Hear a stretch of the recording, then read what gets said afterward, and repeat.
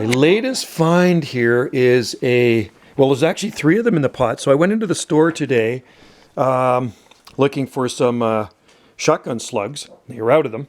So, man, they had some Kentia palms.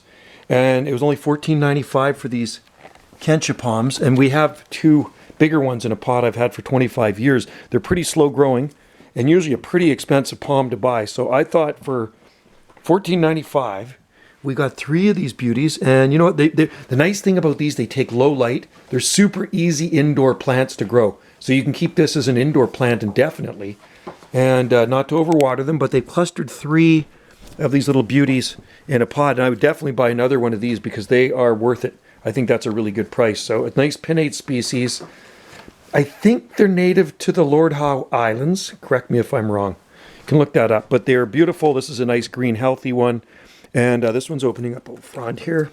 Popping open. You can see the spear here. And just a beautiful potted specimen. So that'll add to the indoor decor here in Wendy's favorite sitting spot as she sorts out her cards, right? She sorts out her cards here, her art cards. A lot printed up. Oh, yeah. And then, you know, you look out to the palm trees, and now we have a palm tree. Well, we got cacti. We have a palm tree in here now, too. All right. Thanks for watching. Cheers.